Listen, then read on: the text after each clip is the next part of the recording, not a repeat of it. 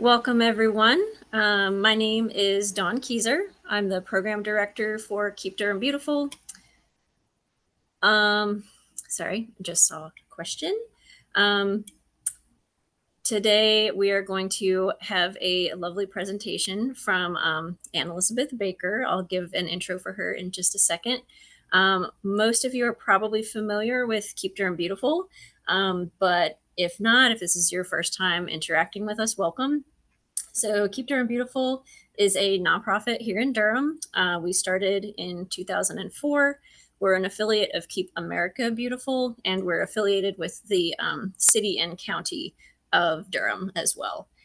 So our mission is to build environmentally just, resilient, and beautiful outdoor spaces in cooperation with Durham communities.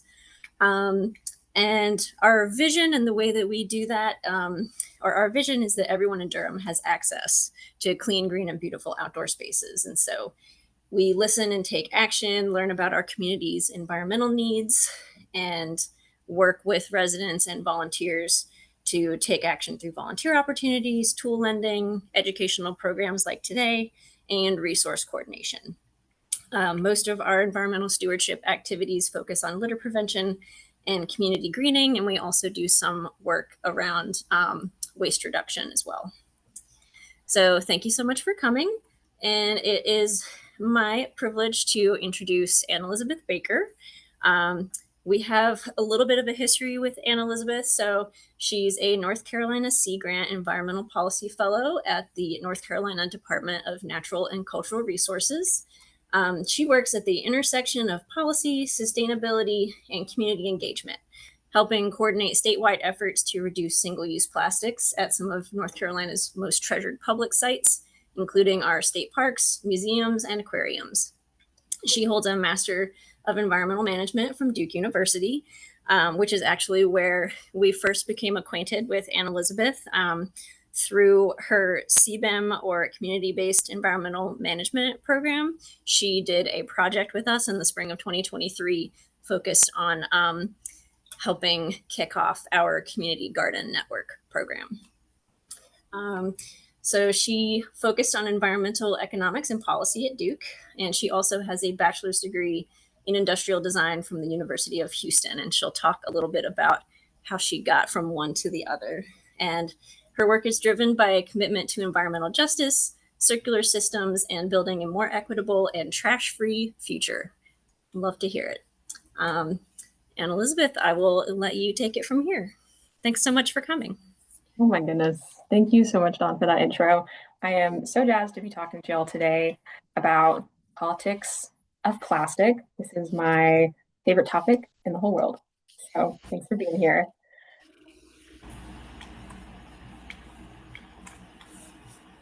So before we get into kind of where we're going, I just wanted to share a little bit about how I got here.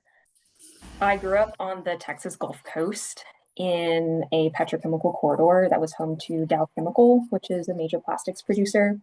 And the only way to get to the beach when I was a kid was through a 20-minute drive through a bunch of chemical plants lining the coast. And as a kid, I mistakenly called it the chemical planet instead of chemical plant. But retrospectively, that couldn't have been more on the nose for what I was sort of seeing in the landscape. And actually, in doing research more recently, I learned that this complex is the second largest in the Western Hemisphere. So I grew up thinking a lot about plastic and the pollution that was in the bodies of water around me. And I wanted to design more sustainable product packaging to sort of intervene in this waste issue, to minimize waste and make products differently. So I ended up going to college to study industrial design, which is basically product design. And while I was in school, I co-founded a student-run plastic recycling workshop. So I spent a lot of time shredding, melting, probably also inhaling a lot of plastic. And you can see in the images here some of the products that we were developing, sort of these modeled plastic melted bricks. So all of that was really fun, but I was feeling like the design industry had a lot of performative greenwashing, and I just didn't want to be operating and complacent in a broken system. So I left Texas and moved here to North Carolina to study environmental policy and hopefully regulate the design industry instead of working within it. And while I was in grad school, I was focused on the intersections of environmental policy and plastic pollution. Duke has a really awesome multidisciplinary group called the Plastic Pollution Working Group, and um, brings together people from the medical school, from law, from the Nichols School of the Environment, other groups to do really great collaborative research. And while I was there, I also worked with the Duke Environmental Law and Policy Clinic on some plastics policy cases. My master's was also on the social cost of plastic, which was awesome and also incredibly heavy to start to get into. Yeah. So I'm currently with the North Carolina Department of Natural and Cultural Resources as a Sea Grant Fellow, and DNCR is awesome. It's the state agency that manages all of our state parks, our museums, our aquariums, the zoo, and I've been working on environmental policy and sustainability coordination across the agency to start to figure out how we can better model plastics reduction from these like education attraction sites that people are encountering when they think of North Carolina. And I think in a time when we have to be really creative with our approaches to environmentalism, I feel so fortunate to be able to be working at the state level. It really feels like the sweet spot in these trying times. This is also a good moment for me to say that I am speaking on my own, personal opinions today. I'm not representing DNCR or the state of North Carolina, so just have to. So that's a little bit about where I have been, and so now where we're going together. I think it's really important for us to first level set and get on the same page about some of the terms and concepts surrounding plastics policy and recycling. And then we'll kind of go through the scales of policy together. So starting with the global plastics treaty negotiations, what's happening with that right now, and then working through US policy, what's happening at the federal level, North Carolina, local advocacy. Hello, this is Loretta Blessing. And hello, action. This is Loretta Blessing. Action that you can take. Hold on, I'm trying to find her to mute. All good. Okay, so level setting. What is the deal with plastics? So we live in an overpackaged world. Plastic as a material is objectively very useful. It's lightweight. It allows food to stay fresh longer. It allows water to move to places that don't have safe drinking water infrastructure. It keeps our medical industry sanitized. But I think the heart of the issue here is that the concept of single use is just misapplied. We design things that are used once, but will live basically forever. And that's the inherent problem, is that it persists. It remains, it hangs out. It's the last guest at the party that won't skedaddle. So distilling down to something that I think we're all very familiar with in the news, microplastics. So microplastics occur when larger products or things like synthetic textiles, personal hygiene products, all these items break down and enter our soils, enter our waterways, and then bioaccumulate in the bodies of organisms like fish that then we end up consuming. And that's an additional, sort of just thing that we're starting to learn so much more about, is the presence of microplastics and their health impacts. So a huge part of the harms that we're seeing all these news reports on is the chemical additives that are used in plastics. So there are over 13,000 different chemicals associated with plastics and plastics production. So that's things like plasticizers, like phthalates, which make them more flexible and durable, things like flame retardants, stabilizers, BPA. So there's a lot of emerging research right now on how a lot of these chemicals are endocrine disruptors. which means that they're mimicking your body's hormones and leading to, hormonal regulation issues. And this is just a screenshot from a few weeks ago whenever I just searched Google News, chemicals in plastics. And just within like a very short time frame, all these studies were coming out about phthalates and heart disease, for example. And I feel like if you have a Google alerts or you're just searching, there's always kind of this new harm that seems to be coming up in the emerging research. And that's the thing, it's like we're sort of consensus building right now. All of this research is happening so that we can then consolidate and point to harms with more conviction. So stepping back, in order to better understand the politics of plastic, it's really important to better understand the whole life cycle of plastics. So plastic comes from petroleum. It's part of the fossil fuel industry. So you can see in this graphic here that we start with, petrochemical sourcing, polymer production, turned into pellets, which are then turned into consumer products. Those are used in our homes, in our everyday lives, and then they end up landfill, recycled, or potentially burned. So in the policy landscape, there's sort of two approaches to how we're intervening in this life cycle. So the first is upstream policy. This is before plastic becomes waste. So that's looking at design, production, distribution, all sort of the upstream before it becomes a problem. On the other end of that is downstream policy. So that's looking at more waste management, recycling infrastructure, bottle deposit bills, which we'll talk a little bit more about, cleanups, et cetera. So that's just managing the consequences of waste after it already exists. I think it's important to note, sort of the climate of how we're even thinking about upstream and downstream with, how the US is dealing with that. And in 2018, China enacted its national sword policy. So up to that point, the US was exporting a lot of our plastic waste and recycling to China for processing. And in 2018, they stopped accepting, and which in theory would incentivize us to build more robust infrastructure systems. However, that is not really the case. Instead, we just basically found other countries to accept this waste, like Malaysia, India, Vietnam, other countries that don't have as robust systems, and thus our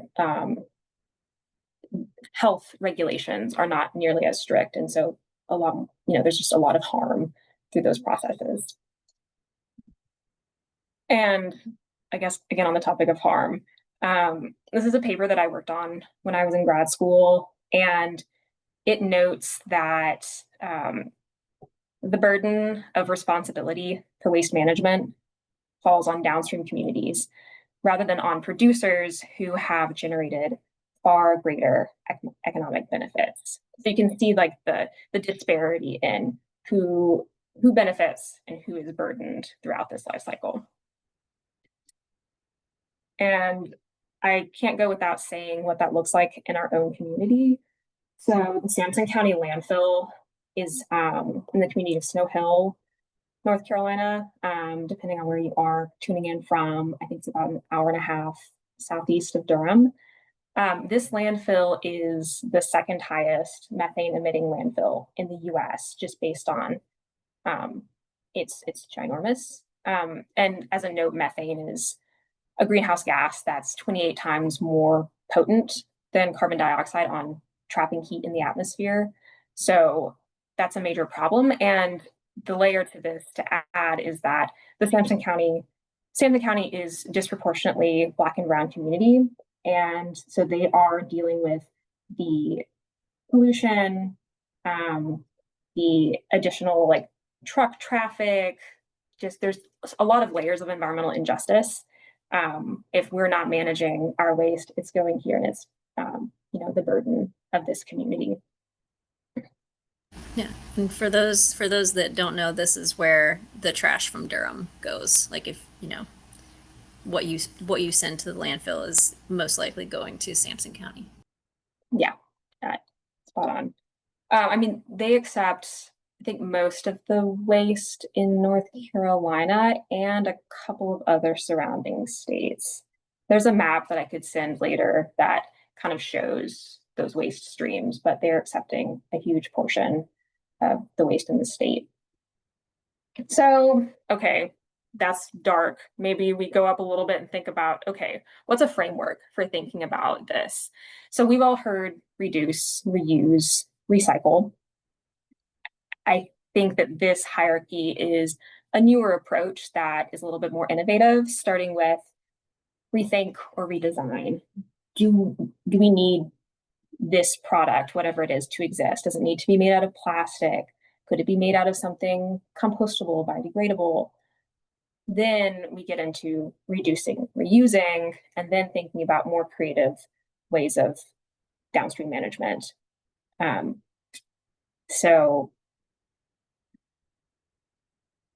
the direction that we're kind of going with this approach is turning off the tap. Think of all of this like a running faucet. Yes, we have to mop up the water, but we also have to turn off the tap from the upstream. So thank you all for level setting with me. The next thing that I wanted to share with y'all is a little bit about INC 5, which is the Global Plastics Treaty Negotiations, which have been facilitated by the UN for the past 3 or so years. And the most recent negotiations were last November in Busan, South Korea. And it was the 5th and final scheduled session for negotiations. At the end, we were supposed to have a treaty emerge. We did not, but we'll get to that. I was able to go as an observer with the Ocean Foundation, which was incredible. And I feel really fortunate for that. And was just able to basically be a fly on the wall. And so while I was on my way in transit the first day, I came across these bananas, and it reminded me like why we're here. This is all about progress, not perfection. But we do have a ways to go, and we don't need to be packaging our bananas in plastic. So an overview of sort of the two main coalitions that are talking to each other within these negotiations. First is the High Ambition Coalition, and that's sort of a more progressive group of countries that want a treaty that addresses harms throughout the life cycle and puts more focus on upstream policy interventions, like redesigning products, like eliminating those chemicals of concern. On the other end of the spectrum is the like-minded countries, and these are mostly oil-producing states that are seeking a less rigorous treaty to basically protect business as usual within the fossil fuel industry, and are thus more invested in downstream solutions like recycling, waste management, so that the tap can kind of continue to flow. And you're probably wondering, where is the US sitting in all of this? When I was there last November, the US was basically kind of sitting on the fence the whole time, was very quiet. I guess the election had just happened at that point, and the US delegation was probably trying to figure out where we were landing. I think it's safe to say at this point, I was reading something that came out a week or two ago, that the US is more aligned with the like-minded countries on more downstream oil and gas protective type treaty. So just interesting to think about, I think next to China, we're like the second largest plastics producer in the world. And so, from an economic standpoint, it makes sense that we are fundamentally more interested in downstream, but doesn't align with the more progressive, tackling all harms approach. So the way that the treaty negotiations themselves were structured was sort of in these 4 contact groups, and each contact group was like a subject matter recurring meeting where they would take portions of the proposed text and like really like dig in, workshop, all at the same time and like in different rooms. And so like the first contact group that I was more focused on, where I was just sitting in and listening, was talking about chemicals of concern, product design standards, production supply. Whereas the other contact groups, one was looking more into downstream waste management, cleaning up kind of thing. One was more about financial mechanisms, like how to fund this in, different countries. And then implementation, compliance, education was sort of the last one. So a lot of the time was just, I was sat in sort of the observer area watching all of the countries' delegations one by one, like flip their placards to say, hello, I would like to speak. And one by one, they would say, we would like to change that period to a comma. We would like that word to be removed. We would like this and that. And it was like this painstaking process of projecting a Google Doc, or actually a Word doc on the wall, and edit by edit, that being like taking hours and hours and hours. And I think I was personally just so surprised that at the highest level of diplomatic treaty negotiations that we were projecting something on the wall when it could have been like a collaborative Google Doc, but nobody asked me about that. So at the end of the session, we didn't get a treaty. We ran out of time because of a number of reasons. There was sort of a lot of, I would call it filibustering by the like-minded countries on just taking up a lot of time, saying not a lot of things, to just kind of push until we ran out of time and didn't come to consensus. And so thankfully, instead of just ending the negotiations fully, they decided to continue INC 5 and call it INC 5.2 in Geneva, Switzerland next month. So the hope is that, again, I don't know exactly what the US's role will be in those negotiations. And if at the end, we do have a treaty, will we as a country actually sign it and ratify it? Probably, I would guess not in this administration, but it will be interesting to see what emerges, if at all. Will we come to consensus out of those brackets and into full text? Stay tuned in about a month. So that leads us to US policy, and there are a number of things. So the EPA in November of last year created this awesome resource called the National Strategy to Prevent Plastic Pollution. And that was a really great document. Also, other things happened in November 2024. So more recently in February, President Trump specifically issued an executive order on plastic straws and bringing those back and ending the paper straws. And there was an interesting quote that I just would like to note where he said, I don't think that plastic is going to affect a shark as they're munching their way through the ocean.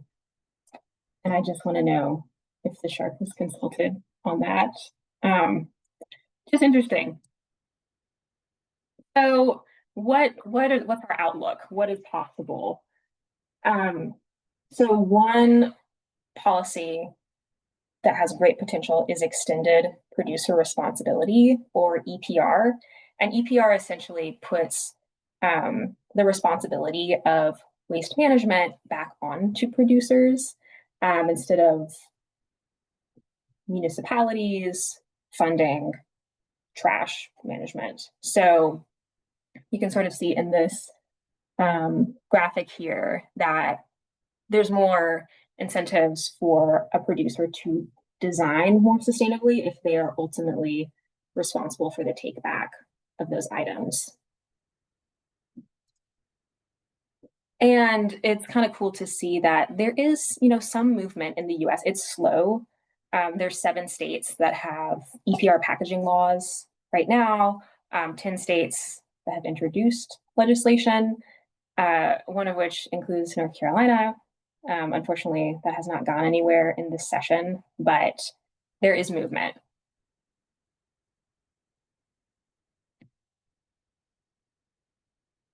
So, North Carolina, my favorite. This is a sweet spot. I think that this is where we have the most opportunities to make change over the next few years. But noting perhaps one of our most significant hindrances is in 2023, there were a number of cities, including City of Durham, Asheville, that had a lot of really great movement and were working towards a plastic bag fee, like a 10-cent bag fee, as well as styrofoam bans. And the General Assembly's budget had some sneaky language that was included at the last minute that basically said that municipalities cannot regulate waste or do any, like, ban any kind of auxiliary containers. And so this is largely referred to as state level preemption. That basically just means that the state took away the power from local and said, you cannot have any kind of plastics policy. So that was a real bummer because it put all of that great movement on, a total pause. So that's a limitation, of course, but I think that we're seeing a lot of really cool creativity right now at the state level for what we can do. And a lot of this advocacy, I just want to shout out the North Carolina Plastic Waste Coalition, facilitated by Brady O'Brien with the North Carolina Conservation Network.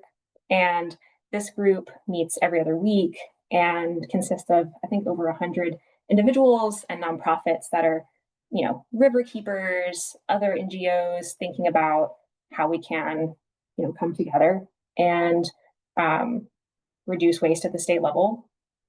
And one thing that some wonderful folks within the coalition created and published recently was the cost of litter report in North Carolina. And they found that in 2023, North Carolinians spent $56 million cleaning up over 14 million pounds of litter. And that's just a huge burden to taxpayers. We shouldn't have to be funding this if we're not regulating it, but we're still paying for cleanup. Yeah, that's a huge gap there. So if you scan this QR code, and I'll also send out links to all of this later, you can read the report. It's 14 pages. It's a really incredible document. We might have some folks on the call today that are authors of the report, and in the discussion later, I would love it if we could hear more from them about their work here. So there's 2 bills that I'm going to sort of discuss that were brought up in the most recent legislative session. Unfortunately, I had given this presentation about 2 months ago, and there was some movement on both of these bills. At this point, they both, I think, have died in committees, but just to still bring them up. So House Bill 344 was a proposed bottle bill that would require a refundable deposit on beverage containers. And this is so key because it's encouraging recycling by providing a financial incentive for returning empty bottles and cans. You've probably seen, if you look at a Coke bottle and it says, 5 cents or whatever on the back, this would be really, really cool and really impactful to see in North Carolina. The second bill is House Bill 8. This was the North Carolina Managing Waste Act. And this bill is extra cool because it implicated my agency to run pilots at 5 of our sites to phase out single-use foodware, as well as fund research at a place called the Collaboratory at UNC, which is sort of a research institution on single-use plastics. It has also, at this point, not moved as of a few weeks ago, and they're on a legislative break right now. So I don't know if it'll continue to move. it has been introduced over and over, I think, for the last 5 years, and got as far as maybe it's ever been this year, which gives me hope. But yeah, really cool bill, and I hope that it comes back. I also would just love to talk a little bit about what's happening within my own agency. So one of the projects that I've been working on recently is a plastics reduction initiative for our 42 state parks here in North Carolina. And so the approach to that right now is sort of twofold. The first is phasing out single-use bags and bottles that we're providing within our visitor centers, and modeling good stewardship and hoping that those things don't end up as litter on trails, replacing those with aluminum bottles. And the second is installing water bottle refill stations across all of our parks, kind of like the ones that you see at airports that are top-down bottle fills. So working on getting a grant right now for that, which would be really, really great. So I'm really energized by the movement of, what we can model, at least internally, from the state agency level. It's like, if we can't see some of this happening from the General Assembly down, what can we do within our own procurement as representatives of the state?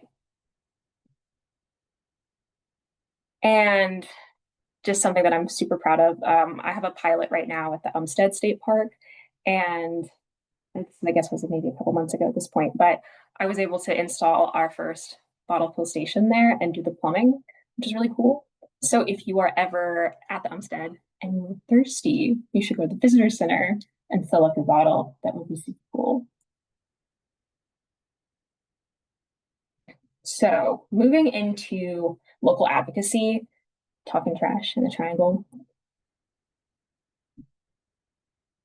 I first want to highlight the amazing work of the Duke Environmental Law and Policy Clinic, Michelle and Nancy, who are my plastics mentors and queens. They're just always doing coolest work and really leading the charge. They were heavily involved in the previous bag fee work with City Council in 2023, and yeah, are just the coolest people I know.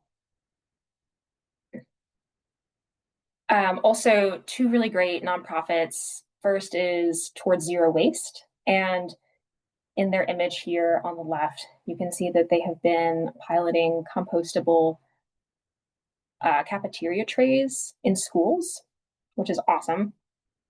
And then on the right is Haw River Assembly, and they have a number of trash traps, which are basically these metal cages installed in some of our local waterways to collect trash that's floating by. And they host, I think, monthly cleanouts of these different trash traps. And I'll also send out a link to this later where you can sign up and get your waders on and go in there and pull out trash from the trash traps. It's really, really cool. And also, this kind of data collection is so important because not only are they cleaning out the trash, but they're noting what kind of bottles, what kind of different types of plastics are we seeing in our waterways, and using that information in things like the cost of litter reports so that we understand better, like what is moving, what are these burdens, what's happening. I also want to shout out my friend Madison Haley, who's doing her PhD right now at NC State in Barbara Dahl's lab. And she's been working on this really cool trash tracker project where they launched, I don't know the total number, but at least 20, I think, different bottles with GPS systems inside. And there's a dashboard that if you scan the QR code, you can take a look and see where Lauren the litter, Kayla the container, Bianca the bottle are located right now. They were launched in Raleigh and are going down the Neuse to ultimately end up on the coast. There's also an Anne the can, if anyone wants to go to see where she is right now. She's about 15 miles away from where she first launched. But that's a really, really cool project to just start to personify and think about, out of sight, out of mind, right? But if you're actually tracking the flow of these materials in our local waterways, it becomes a lot more real. So, action. What can you do? So many things. A few thoughts include attending a trash trap clean out. Get in there, get dirty, kind of see what's happening in your backyard. Of course, calling your representative and telling them that you care about upstream policy, that you care about House Bill 8, House Bill 344. Yeah, they're here to represent you and should be listening to your concerns. You can also join the North Carolina Plastic Waste Coalition and connect with the nonprofits that are around you that are already doing this work and get plugged in with volunteering. That's a great group of folks. You can also support local businesses that are pushing the status quo, like Part and Parcel, which is a zero waste grocery store, Fillery, which provides like refillable soaps and shampoos and things. You can also share the Cost of Litter in North Carolina report. Please share it far and wide. And of course, you can always join Keep Durham Beautiful's Big Sweep and Creek Week cleanups. Woo! Big Sweep is in October and Creek Week is in March every year. But I think the final thing that I just really want to drive home is to talk to your community. The best thing that you can do to build resilience in your community in a changing climate is to talk to people. Talk about what you're seeing in your backyard. Talk about the impacts that you're seeing to the land and the water that you love. So there's no silver bullet or single solution to any of this. We have to turn off the tap and we have to clean up the mess we've already made, but we can do that together. Thank you. I just want to extend my deepest gratitude again to Tanya and Dawn and Keep Durham Beautiful for giving me this platform to share about plastics and policy. Michelle and Nancy from the Duke Environmental Law and Policy Clinic, and for my fellow Triangle Trash Talkers, Madison and Hannah. Also to Erica and Maya from the Ocean Foundation for allowing me to go to INC5. And of course, to my bosses at DNCR, Jeff and Bailey, for letting me do this and for always supporting me. Thank you so much, Anne-Elisabeth. That was awesome. And we will open it up to questions. I did want to note, because I forgot to at the beginning, but we're putting this on like as a celebration of Plastic Free July, which if you haven't heard of that, I just put the link in the chat. It's basically a global movement sort of spurring people to be part of the solution to plastic pollution, offering solutions for our daily lives to sort of like try to eschew plastic or, try to remove it from our lives as much as possible. But you can go check that out. And yeah, thank you so much, Anne-Elisabeth. That was awesome. And well, I guess real quick, I wanted to, if she's willing, invite Madison on camera to talk about her project really quick. Not to put you on the spot. Hey, Madison. Oh, we can't hear you. Oh, wait. You can't hear me. Okay, you're very good. Yeah, if you're not in a good spot, it's fine. But if you figure it out, just let us know. Elizabeth Lord mentioned the Recollective.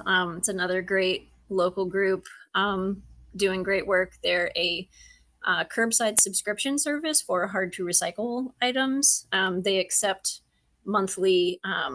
They accept plastic film, styrofoam, batteries and bulbs, and textiles, and they do a monthly like what they call a reco pick, so a special item. This month the special item is bread tags, twist ties, and rubber bands, which I'm really excited about because I'm sure, like many of you, I have a drawer full of those things and I'm excited to get them out of my house. Any questions for Anne-Elisabeth? or questions about plastics, things in Durham, feel free to unmute and ask in person or write in the chat. Also, actually, maybe Madison, you seem set up if you'd like to share more. Sure, I'll do a little plug. So, hi everyone, I'm Madison. I'm a grad student at NC State right now, and we're working on some of the work that Anne-Elisabeth very graciously got to highlight. And I was also part of the cost of litter report, which we're really proud of. So I'm just gonna send in our project website right now because we're kind of discussing all of the types of work that Anne-Elisabeth just articulately highlighted of all the issues of litter and the cost of litter and where it's going and how we can kind of engage. And so we're based in the city of Raleigh, and we're working with NCC grant to understand the fate and transport of litter and then explore different ways of having interventions. And so there's a couple of ways to get involved. We also have been working with different partners, sister organizations to keep Durham beautiful, like the Great Raleigh Cleanup, and a lot of different nonprofits like Sound Rivers or different river keepers. And so I recommend checking out this website and volunteering with Keep Durham Beautiful and our different partners too, and kind of checking out all the educational tools that we're trying to coalesce together to again tell the story that Anne-Elisabeth told better than I can right now. Who's winning in the bottle race right now? Tatiana the Trash. She's like, we released them about 2-3 months ago, and they're already about 80 miles down the Neuse River. Wow. Yeah, so your trash goes somewhere, folks. Well, thank you so much for letting us put you on the spot like that. Doing Thank really you, great Madison. work. Anne-Elisabeth, I actually had a quick question that might also highlight some things that folks didn't know. So plastic bottles and aluminum cans are technically banned from the landfill in North Carolina. I was wondering if that preemptive legislation that got enacted either last year or the year before affected that, or if since that was already in place, or state is statewide and not municipal wide or based, if that is affected at all by that legislation. Yeah, I don't think that it impacted that legislation. It's just simply not enforced. It has no teeth. So I'm not seeing that that's really meant anything, having that ban on plastic bottles and landfills. Yeah, feels like that's a DEQ thing that I don't fully understand how like that could be more implemented. Also, Madison, do you have thoughts on this? I don't think that they've been interacting at all or affecting each other. No. There's also, I'll say, I think styrofoam's also banned from the landfill. I know Michelle Nolan's talked about that before too. Yes, Michelle.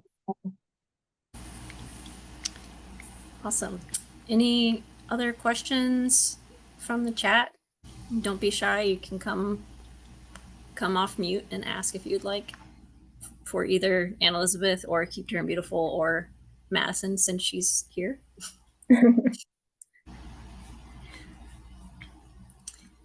And if not, we will send out a recording of this presentation, as well as a list of resources, links to the various things that Anne-Elisabeth mentioned.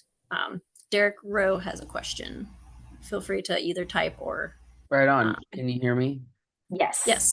Hey, Derek. So thank you for going through that presentation. It was great to hear about the policies at the state. You mentioned a bottle bill. Is that separate from EPR?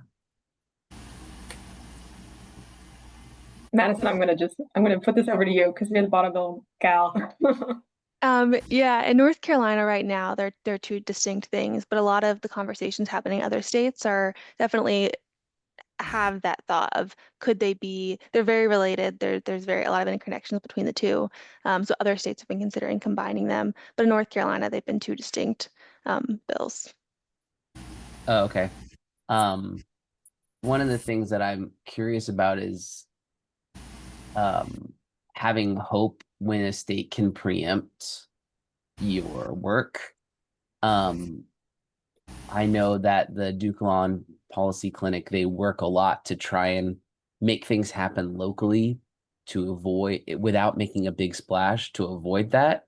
And it seems like even though that work is done, it didn't work. Curious, like, is there any precedent from what you've seen at the state level with EPR just paying for the costs of waste management? So like we got a lot of costs picking up recycling. It's a big cost. EPR comes in, it just covers that bill. Just curious if there's conversations like that happening. Yeah, I mean, I know that there was the EPR legislation that was introduced in this session, and that was not one of the bills that I highlighted in this presentation because I don't think that it really went anywhere. I mean, I'm with you in that producers should be covering the costs of waste management. Like if we're responsible for funding that at like this city and county level, but we can't, turn off the tap, and that doesn't make any sense. Oh yeah, thank you, Madison, for sharing the resources. Yeah, I mean, I think you've hit the nail on the head, Eric, Derek. Yeah. I wanted to address Sonia's question about graphics for what kinds of plastics are currently accepted. So if you are in Durham, so I linked the City of Durham's recycling page, which has a lot of good information. And even though what is accepted in your bin does differ from various municipality, because various municipalities may use a different materials reclamation facility or MRF. So some facilities accept certain things that others do not. But in Durham, as far as plastics go, they pretty much say to like as a simple, not mnemonic, but if it's not a bottle, a tub, a jug, or a jar, do not put it in your bin. And that's for various reasons. Usually the kinds of plastic that they are made of, like clamshells, like that kind of crunchy plastic, is not easily made into other products. And it also can get caught up with paper and things like that. So it can affect, it can be a cause of, what's the word, contamination. So yeah, when in doubt, is it a bottle, a tub, a jug, or a jar? There's another local business called Anything with a Plug Recycling that accepts other types of plastics that can't go in the bin. He takes, electronics, batteries, scrap metal, and I save like little bits and bobs of random plastic that I know can't go into the bin. And I also linked to the NCDEQ's website. These are the outreach materials that are listed there are what we use when we're doing recycling outreach, and they have the general things that are accepted in most of the MRFs in North Carolina. And they also mention, yes, Hillary, Anything with a Plug does have a free event this weekend in Durham. But yeah, one of the most important things about recycling is reducing contamination, and that includes not bagging your recyclables. And if you ever want to get a better idea of why recycling is the way it is, as far as like curbside, I forget what the term for like all the recyclables, commingled recycling, you can tour recycling facilities, especially Sunoco Recycling in Durham. They have great educational tours, and it will, one, change your mind about the way recycling works and the fact that it works, because once you see all the materials going in there and the people sorting them, it kind of removes any doubt from your mind that they are doing the recycling. And I know that recycling is not really the point of this, but it's a great educational thing. And Derek, how do we turn off the tap? That is definitely a question for the ages. I don't know if Anne-Elisabeth or Madison want to chime in On my end, what I usually try to tell people is it's another issue of voting with your dollars. Producers aren't going to produce things if people aren't buying them. So just trying to buy as little as you can that is disposable plastic is kind of the best that I can offer at this moment. Yeah, I couldn't have said that better. I think how do we turn off the tap is truly the question that we're all asking when, when we're in a system that isn't accommodating that at all. Talk to your representatives. I mean, unfortunately, like that, those sorts of holding producers accountable only comes from, state to federal to global treaty levels. Excuse me.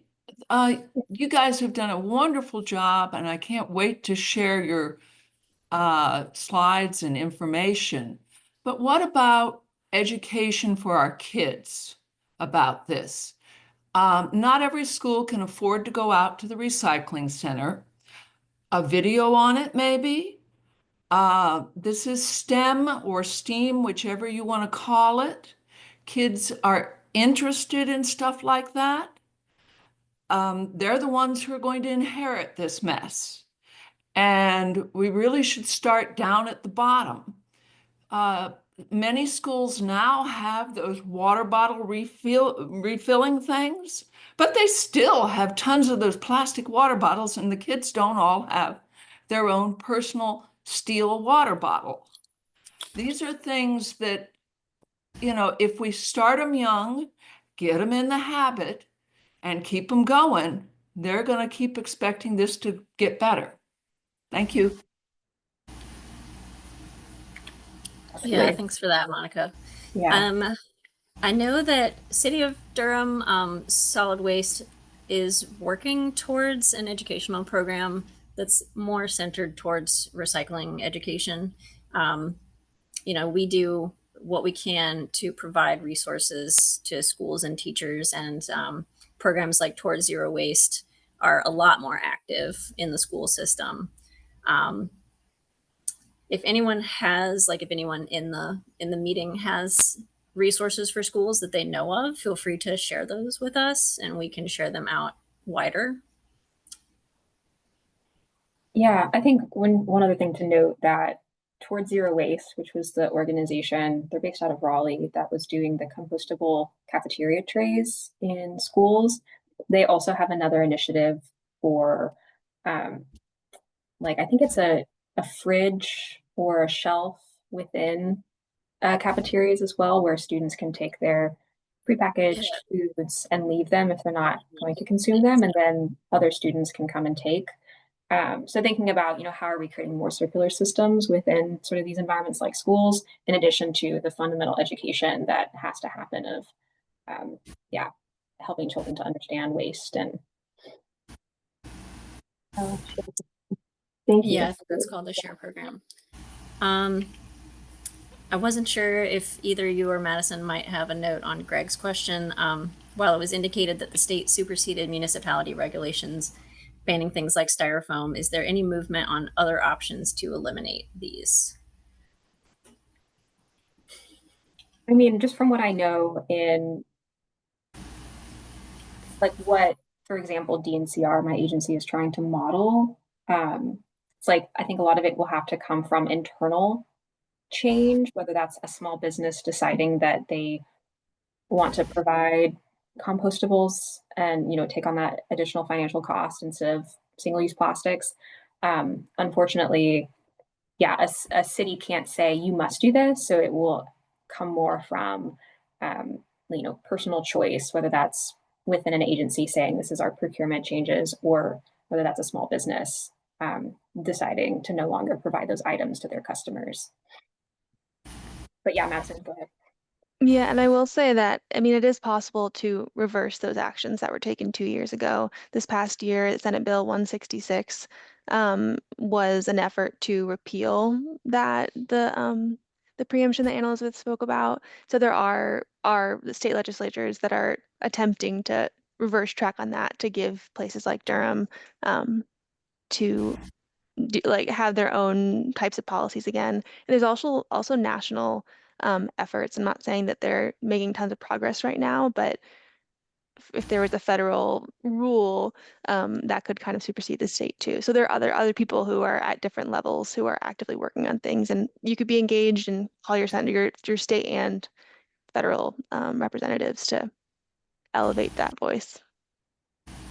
Yeah, there are several groups doing this kind of work. You know, that if you are passionate and confident and have time, I'm sure they would be happy to, you know, have your help. And we'll send out, like I said, links to like the NC Plastic Waste Coalition. I can't remember if that's.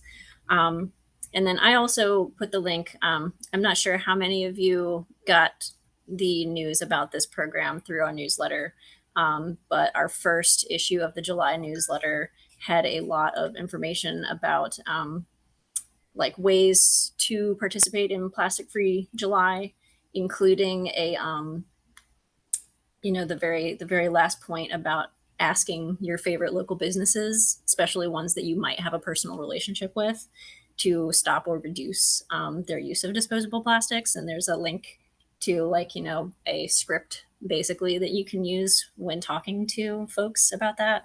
And that, you know, those kinds of conversations are hard, but personal conversations with people that we know and trust are one of the biggest things that moves change, at least like on an interpersonal level.